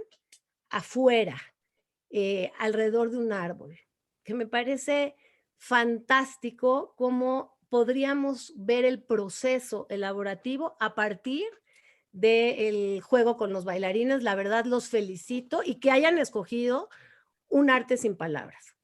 Y en este sentido voy a la transferencia. Justamente me parece que el encuentro entre la diada analítica, más allá de las palabras, tiene que haber, y por eso ahora que lamentablemente muchas veces tenemos que estar en redes, me parece dramático porque hay algo en la presencia que se da con los cuerpos mismos, con el afecto más allá de la palabra, y se tiene que ir trabajando un poco lo que yo decía que sucedía en las casas, entre lo dicho y lo no dicho del paciente. Hay, por ejemplo, un ejemplo que tiene Feinberg, que ella descubre algo muy dramático en uno de sus pacientes, un paciente que estaba psicótico y que de repente le dice que ya no va a poder más estar, algo así, no me acuerdo bien porque no lo tengo muy presente, pero que le dice que ya no está seguro si va a poder seguir porque no tiene con qué pagar. Y de repente hace un movimiento hacia el bolsillo y le dice, aquí tengo un dinero en dólares, pero habla de los dólares como si fueran de mucho tiempo atrás, con el cambio de mucho tiempo atrás. Y ella ahí se da cuenta que algo está pasando en su historia en un sujeto psicótico, que no está en contacto con la realidad, pero ella dice, esto es algo que pasa, que tiene un secreto, sin saberlo ella en esta cosa como de acontecimiento, de qué está pasando y por qué él está hablando de unos dólares que tienen que ver con muchísimos años atrás, y a partir de tratar de trabajar con él, todo esto, él empieza a ponerse mejor y a descubrir toda una historia que tenía justamente de un padre que había pasado una situación de guerra. Y él se había quedado atrapado, no nada más en el tiempo, sino hasta los dólares representaban el tiempo del padre en la situación traumática de él. Y a partir de ahí ella va trabajando. Me parece que eso es lo que yo misma he tenido que trabajar en mi práctica. Tengo un caso realmente muy impactante de una nieta de Nazi que llega a mi consultorio, pero llega con una situación, me la refieren porque ella tiene un problema, que está embarazada, una mujer bellísima, y lo digo porque sí, claro que parecía europea muy claramente, pero bueno, yo nada más vi una mujer bellísima que me decía que venía de Chile, y me la refieren porque ella tiene una hijita y tiene una relación bellísima con la hijita, pero ahora está embarazada y le acaban de decir que es hombre el chico que trae dentro, y empezó a tener una sensación de que cuando naciera ese hijo lo iba a destruir, lo iba a maltratar, inclusive tenía miedo de matarlo. Entonces me lo refieren con esta situación. Y nosotras empezamos a trabajar, yo pensando que tenía que ver justamente en lo transgeneracional con el padre y con el abuelo, que tenía que ver con lo masculino, con lo que generalmente venimos trabajando. Sí sabía que había algo, porque la mujer transformaba su cara en las primeras entrevistas en una forma tan dramática y tan siniestra, cuando hablaba de cómo quería maltratar y destruir a su hijo, que a mí, yo quise detenerme a más entrevistas, pero ella entró en pánico. Yo le dije que íbamos a tener 4 entrevistas antes de contratar. En la cuarta me dijo, usted no me va a recibir, me va a pasar lo que siempre me ha pasado, y entró en tal angustia que yo dije, bueno, no he entendido todo, pero vamos lento y vamos trabajando, y la acepté. Ella sí sabía que yo era judía, evidentemente. Y ella, después de un tiempo, cuando yo empecé a ver otra vez esa cara en una situación familiar, volví a preguntar qué le había sucedido a su familia. Y ahí ella volvió a un silencio tal, y ahí empezó ella a hablar de su historia de un abuelo nazi con un padre que había estado completamente en contra del padre nazi.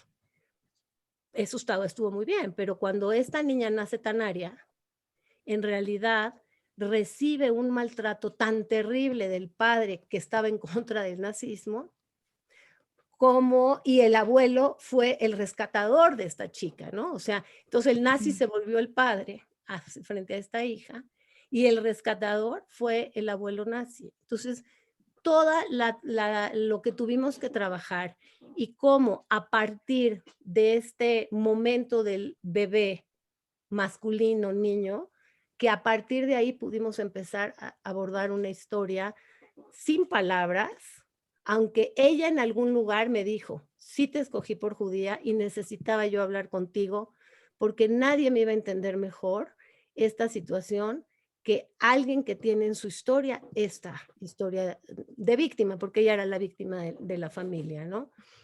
Bueno, claro. Y toda la violencia también que estaba detrás. Entonces, ¿cómo se trabaja en transferencia? Un poco entre el decir, el no decir, y esta sensibilidad de estos detalles, estos pedazos de historia para poder ir bordeando frente a esta historia secreta silenciosa. Wow. Que tocas otro tema que pregunta el público, cómo se trabaja con los herederos del victimario, ¿no? o sea, con los herederos del nazismo, con el pueblo alemán y toda la culpa que puede estar ahí guardada. Y yo recordé también un caso clínico de una paciente que era hija de nazi y ella se embaraza y dice, no tengo un bebé, tengo bombas, tengo muerte, tengo destrucción, no quiero este bebé, ¿no? Porque esa es también su herencia, ¿no? Y cómo se construye otro diálogo y cómo se trabaja a nivel terapéutico, ¿no? Y también yo pensaba en estos recursos del arte, ¿no? Dibujos, todo lo que apele no solo a la palabra, ¿no? La transferencia, yo también creo que es el vehículo del tiempo, porque si hay un tiempo detenido, ahí se van a actualizar pasado y presente y se va a volver a movilizar el espacio terapéutico para que se piense en un futuro, ¿no? Y se puedan quitar estas identificaciones alienantes. Y si me permites complementar el ejemplo de Aide Feinberg, la cantidad de dinero tenía que ver con el dinero que le mandaba el papá de este paciente a sus familiares que se habían quedado en Europa, y todos los familiares mueren en campos de concentración. Entonces el tipo de cambio se quedó con la historia familiar, que es muy interesante, y también como él no lo tenía registrado, ¿no? A partir de ahí le empieza a mejorar. Y lo otro, uniendo la transferencia con el proceso de los bailarines, lo uní porque no hay más que hacer en transferencia un proceso. Es decir, estos trabajos no se hacen de un día para el otro.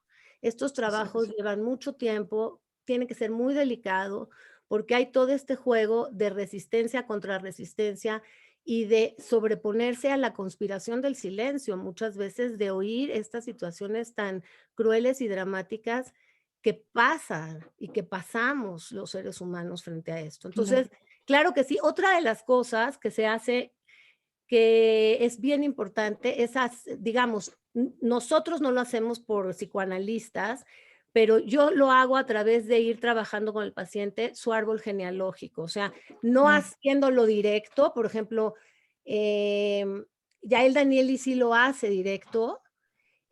Yo en realidad vamos construyendo despacito toda esta construcción que se quedó perdida a través de la palabra y de ir elaborando el material. Claro, claro. Yo estoy es un muy trabajo que se aborda. Aarón, adelante. Estoy muy impactado con lo que acaban de contar de los hijos y nietos de nazis, y quiero hacer una reflexión sobre un comentario que aparece en el libro de Elie Wiesel, Noche, Crepúsculo y Día, en el que él dice, nosotros, los sobrevivientes, andábamos por la calle con vergüenza, con horror, nos sentíamos que habíamos vivido cosas inhumanas, pero nos daba vergüenza decirlos. Y los perpetradores estaban en la calle como si nada. Pues no estaban tan como si nada, porque mira lo que le transmitieron a sus hijos y nietos. Claro. Esto, hay un trabajo de Helen Epstein, un libro que se llama Nacidos Culpables, increíble, en donde ella entrevista a los hijos de nazis y también hace todo un collage de las diferentes posturas y de todo lo que les pasó a estos hijos frente a estos padres. También, igual que en la sobrevivencia, dependiendo quién era el nazi, qué lugar tenía y también qué posición tenía el hijo, 100%. Claro. También les quiero decir que el trabajo que se hace con estos pacientes, así como ustedes tuvieron que hacer todo un trabajo personal cada vez que oían una historia, yo creo que los que trabajamos con estas historias también tenemos que hacer todo un trabajo. Yo este trabajo de esta nieta de nazi lo tengo publicado y lo que yo trabajo es a ella, pero sobre todo a mí, en esta cosa tan difícil del trabajo que yo tuve que hacer para trabajar con ella hacia la vida y no hacer un trabajo de yo volverme, por ejemplo, su victimaria. Lo pensé en un momento dado, si yo era capaz o no de trabajar con ella. Me fue posible porque ella era justamente la posición de víctima en su historia, pero no fue nada fácil. Y no es fácil, como dice Yael Danieli, trabajar con la crueldad humana. Claro. Sí, y nos recuerda que cualquiera puede caer en este lugar de victimario, que no, que si, insisto, si no reconocemos al otro como un sujeto, por la razón que sea, podemos caer en estas ideologías, y además de toda la manipulación que hizo el nazismo, usando los primeros recursos de medios masivos de comunicación para satanizar al pueblo judío. Y yo, como dice incluso el Goering, ¿no? Para tú manipular a una cultura, identifica cuál es su miedo y dile que tienes la solución y échale la culpa a alguien y lo puedes manipular. Y lo seguimos viendo en los, ahora los líderes políticos actuales, que seguimos en buenos y malos, y quién es el que sí es sujeto y quién no. Y yo no me puedo extraer de esta posibilidad de ser manipulada, ¿no? También. Yo quería hablar sobre la danza, porque también Ok. fue un proceso para nosotros muy interesante meter estas intervenciones de danza contemporánea. Nosotros tenemos ya desde hace muchísimos años contacto con la danza contemporánea. Yo tenía un grupo en donde participaba en danza contemporánea con una maestra muy especial, y Aarón participaba con nosotros en la parte creativa. Y siempre nos ha interesado la danza contemporánea como un modo de expresión, y entonces en esta ocasión estábamos buscando como algo que ligara todos los sentimientos que se expresaban en los testimonios. Y estuvimos pensando mucho, pensamos primero en animación y después dijimos esto no va a funcionar. Después se nos ocurrió esto de la danza contemporánea, y entonces fuimos a platicar con Tania Pérez Salas, que es un grupo, es una, ¿cómo se llama? Es una compañía de danza. Y ella es la directora. Ella es la directora, habíamos visto su trabajo y habíamos visto que nos gustaba la manera en que se expresaban y los trabajos que hacían. Y entonces ella nos dijo que nos iba a remitir con el bailarín, que era también coreógrafo, y que pudiéramos platicar con él, que era una persona muy creativa y nos podía ayudar en este proceso. Él es cubano, este muchacho es cubano y es exiliado. Él o sea, su familia se quedó en Cuba y se quedó en el régimen de Fidel Castro, y él finalmente se salió como bailarín y no quiere regresar. Esa es parte de su historia, ¿no? Entonces, cuando nosotros fuimos a platicar con él, le dijimos, mira, queremos hacer 6 intervenciones y queremos que expresen sentimientos. Y le dimos los sentimientos que querían que expresaran, que era el duelo, el desencuentro, la violencia, la desesperación, y después el amor, el encuentro, el amor. Y la verdad es que nos impresionó muchísimo cómo lo interpretó él. La verdad, estamos muy agradecidos porque de veras le dio en el clavo a todas las intervenciones. Los 2 bailarines son excelentes, él como bailarín es excelente, la mujer también es Edicel Cruz se llama él, y Ana Estrada. Ana Estrada es la bailarina. Dice que ella nació bailando, que cuando su mamá la parió se puso a bailar. Y sí es cierto, es una mujer muy expresiva, muy linda, pero todo fue como muy mágico, porque nosotros les dimos, les dimos estos puntos, los montamos junto con la persona que compuso la música, que también es Fernando Alanís, que igual le dijimos, necesitamos primero 5 maquetas con estos temas. Tú trabájalos y miren el resultado. Como que se ensamblaron perfectamente, fue mágico.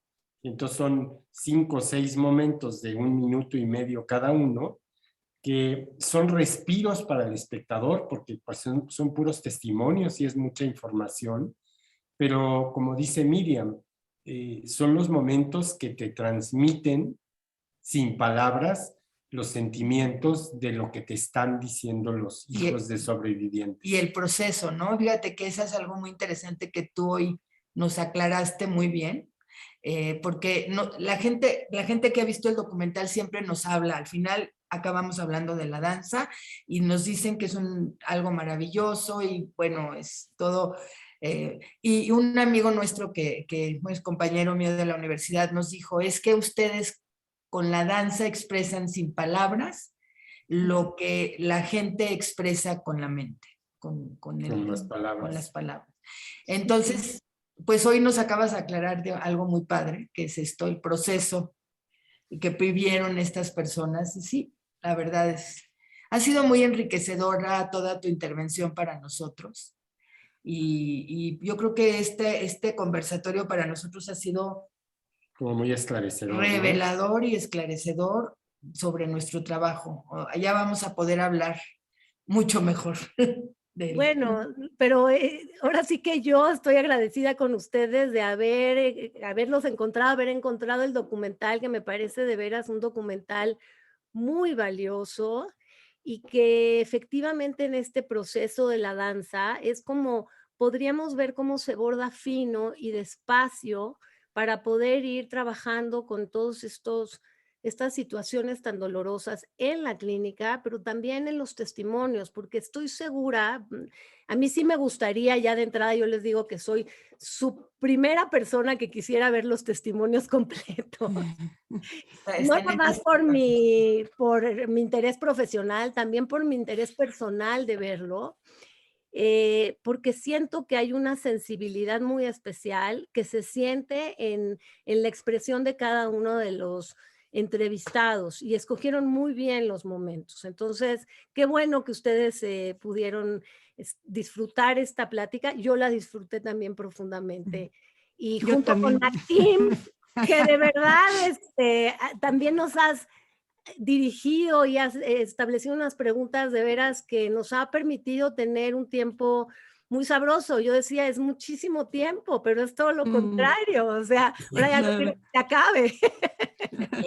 Claro. Sí.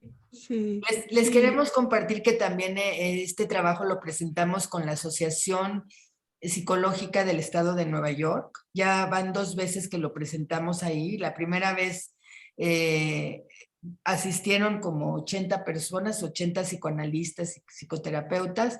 La segunda vez quisieron volver a presentar el trabajo y mucha gente se inscribió. Y ahorita se quiere volver a presentar en mayo, va a estar muy interesante también. La doctora Yael Danieli nos acompañó, así como nos acompañaste tú aquí, ella nos acompañó en esa presentación, y ha sido también muy enriquecedor. Y la verdad es que para nosotros, pues digo, nosotros ni somos psicólogos ni psicoanalistas, somos comunicadores, y la verdad es muy satisfactorio saber que hemos logrado. Este trabajo ha logrado mover y que la gente se ha interesado, ¿no? Ha sido como muy, muy impactante para nosotros, ¿no? Porque al final de cuentas, pues es un trabajo de testimonios, ¿no? Y no es fácil estar escuchando testimonios todo el tiempo. Y este trabajo logra capturar a la gente, a interesarse. Ayer fue muy impactante en la Cineteca. No se paró nadie de la silla hasta que se acabó la proyección, hasta que se acabaron los créditos. Normalmente, ya sabes, con los créditos prende la luz, se paran y se van. Y se quedaron hasta el último momento. Entonces, dijimos, bueno, algo está hecho bien con este trabajo.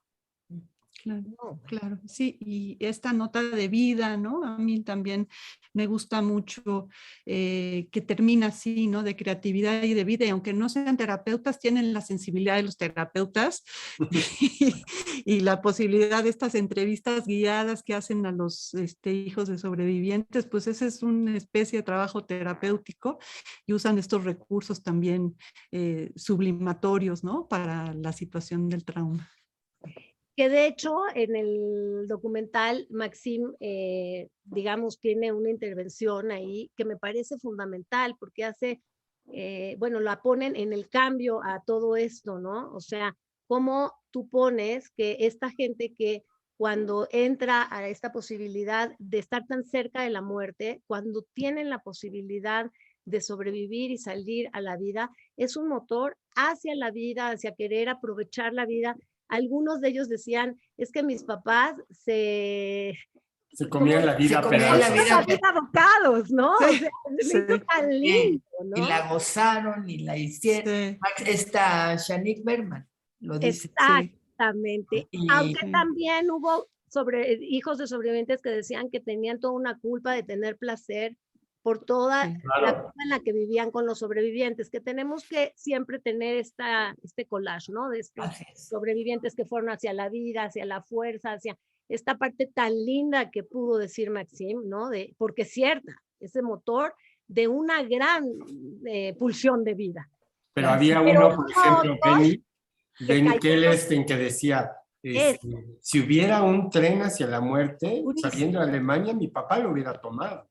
Eso es lo que iba. Pero también estaba este otro lugar, que es parte del collage, muy doloroso, pero que ahí está, y que justo Benny, impresionante lo que ha hecho con su propia vida, ¿no? Así es. Sí, finalmente, toda esta capacidad de transformación, porque a veces uno le viene la vida que le toca, y bueno, el mismo sobreviviente y el hijo, tener que hacer un trabajo importante frente a vivir y dejar un mundo mejor. Claro. Así es. Claro, que esa sería nuestra responsabilidad, ¿no? A través de estos testimonios, tomar conciencia a nivel individual y colectivo y no volverse cómplice de estas atrocidades que siguen sucediendo, que creo que en ese sentido es muy valioso, insisto. Pues miren, hay muchas felicitaciones. Ya les dije las preguntas. Teníamos alrededor de 70 personas observando el conversatorio, que es algo padre, ¿no? También quiere decir que esto está trascendiendo. Les voy a hacer un comentario del psicoanalista Ricardo Carlino, que dice: aquellos que expresan su necesidad de ser actor contienen dos mensajes. Uno es el de serlo, hablando de volverse actor, ¿no? Uno es el de serlo para transformarse en un transmisor de esa tragedia humana del pueblo judía. La otra contiene el deseo de ser uno de ellos, encarnizar, materializar lo que es su relato, tal vez estar ahí para cambiar esa historia. Claro. Sí. Para Morris reparar Gilbert, la historia también. Morris Gilbert lo dice en su testimonio. Bueno, Morris Gilbert habla aquí y él dice: yo sentí la necesidad de contar historias porque sentía la necesidad de que esta historia tiene que ser contada. De hecho, él montó una obra sobre Ana Frank en algún momento. Sí, dice que por eso él es productor de teatro, porque tiene que contar historias, ¿no? Claro, claro, que es la manera de sublimar eso, ¿no? Justamente. Claro. Sí. Morris Gilbert es hijo del señor Gilbert, que él fue uno de los primeros sobrevivientes que acompañó a la Marcha de la Vida y empezó a hablar. Claro. Y fue un hombre que comunicó mucho, trabajó mucho, la verdad, con su historia para contarla. Sí, ¿y quieres decir algo, Miriam? Sí, a mí me emociona mucho porque lo dije al principio, no lo he vuelto a decir, pero ahora lo voy a decir nuevamente, que soy hija y nieta de sobrevivientes y que afortunadamente tuve un padre muy, muy hacia la vida, también unos abuelos de mucha lucha, de mucha situación de ir hacia adelante, y mi padre trajo el teatro Yiddish a México, y a eso como un hobby, pero se dedicó a eso toda la vida, y presentó muchas historias de Segunda Guerra y otras también cómicas, inclusive, trágico-cómicas, que me parece, por eso me encanta, porque claro, él tenía que narrar su propia historia de alguna u otra manera, y fue un hombre que hizo muchas cosas con su situación de guerra, o sea, fue radioaficionado, entonces fue director de la Red Nacional de Emergencia, o sea, ayudaba mucho. No hablaba mucho, pero él decía que con el ejemplo, digamos, sus hijos iban a aprender, y bueno, creo que sí aprendimos, porque todos somos gente que estamos hacia la ayuda del otro. Entonces me emocionó muchísimo ver todo este trabajo. Por eso, de veras, no nada más profesionalmente, humanamente y personalmente, tengo que agradecer mucho y agradecer el que me haya invitado, AMPAC, también a esto. Lamentar mucho que no estamos en presencia, ese encuentro de cuerpos, de afecto, que se siente en la pantalla, pero que me falta, ¿no? De poder ver al público también. Lástima, pero la verdad que a pesar de la pantalla, siento que nos sentimos profundamente, como que abrimos una ventanita. Ojalá y pronto podamos estar en en AMPAC en presencia también. Ay, sí, ojalá. Oye, Sí. Miriam, y yo te quiero decir que a nosotros nos interesaría mucho hacerte una entrevista. Ah, encantada, claro, con muchísimo gusto. Porque yo creo que sí sería muy importante que estuvieras en esta plataforma, tanto como hija como especialista, ¿eh? Entonces yo creo que sí debemos es el primer contacto que tenemos contigo, pero creo que sí es muy importante hacerlo. Encantada, todo lo que yo pueda ayudar, estoy feliz de hacerlo. Claro que hacemos un testimonio con muchísimo gusto. Sí, de hecho, es toda una historia interesante porque mis abuelos y mi padre, digamos, pueden sobrevivir juntos afortunadamente, y eso también creo que fue una fortuna. Claro. Porque mi padre sí tenía miedo, él decía que en qué momento se iba a quedar solo, pero lindo, porque decía, mi mayor miedo era quedarme solo, era un niño, pero ¿quién me iba a adoptar? O sea, hoy en día, en la posteriori digo, qué lindo, porque él no pensaba que se iba a quedar solo en el mundo, es quién lo iba a adoptar, era su miedo. Pero lo lindo, y creo que eso les ayudó mucho y nos ayudó mucho a la familia, es que pudieron sobrevivir los tres juntos. No hay de concentración. Ya luego platicaré mi historia. Claro, y por eso tú eres la psicoanalista que eres hoy. Bueno, muchas gracias. Sí, seguro soy psicoanalista por toda esta necesidad de entender la historia entre lo dicho y lo no dicho. Claro. Eso estoy segura. Pues vamos a cerrar. ¿Quieres decir algo más? Ya voy a empezar a cerrar el conversatorio. ¿Quieren agregar algo más? No, que pues muchas gracias por habernos invitado. De verdad estamos muy agradecidos. Vayan a ver a la Cineteca Murmullos del Silencio, porque es una experiencia muy, muy distinta a verlo en el cine, con un buen sonido, con una pantalla enorme, a verlo en la computadora.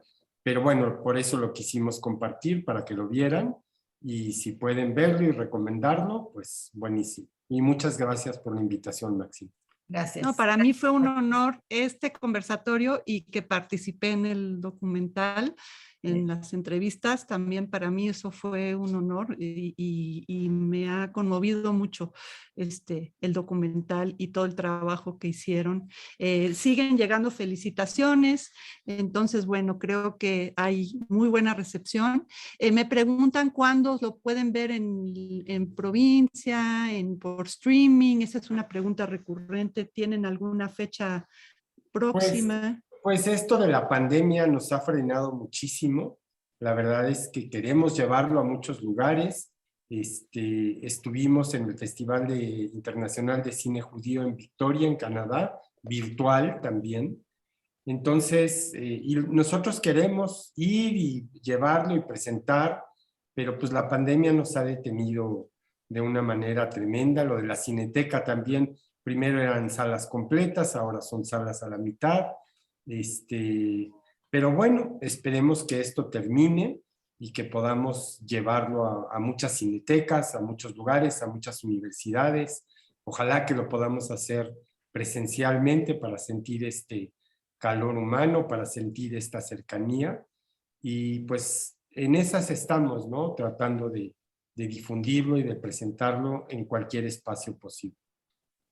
Estará en la Cineteca hasta el 27 de enero. Hasta el 27 es la última noticia que hemos recibido de ellos.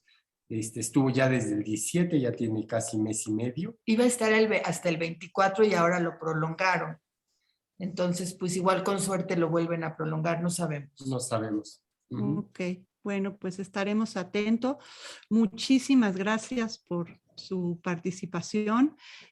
Antes de cerrar, les quiero avisar al público del siguiente evento de AMPAC, que vamos a hacer una entrevista al psicoanalista Alejandro Ávila Espada, que es un psicoanalista que trabaja desde la intersubjetividad, y justo un tema en el conversatorio de hoy, que cómo conmueve al terapeuta también lo que está sucediendo al paciente y cómo se co-construye el vínculo para la salud. Ya les diremos la fecha, lo va a entrevistar nuestro querido colega, el doctor José Ángel Aguilar, que es también de AMPAC, y bueno, ya los mantendremos pendientes a través de redes sociales. Gracias al público, gracias por su interés, por sus preguntas. También, bueno, este proyecto, Esther y Aarón, yo desde que fui al cine en el coche estaba feliz. Fue muy interesante. Sí, fue una experiencia interesante. Dije, no, esto lo tenemos que llevar a AMPAC. Estábamos con que ahora sí ya vamos a abrir y lo vamos a ver en el cine. Y luego no, siempre no, porque ahora apareció el bicho XZ. Bueno, todos son griegos, ¿verdad? El bicho Omicron. Pero persistimos y aquí estamos. Entonces, bueno, pues muchísimas gracias por su participación. Ok, hasta luego. Les mando un abrazo a cada uno. Muchas gracias porque fue un lazo y un encuentro muy, muy cariñoso. Muchas gracias. Igualmente, Miriam. Ok, hasta luego. Ay, pues muchas gracias. ¿Cómo se sintieron? Yo estoy feliz, de veras, no sabes cómo. Hemos aprendido en esta plática muchísimo. A mí de por sí me fascina toda esta situación.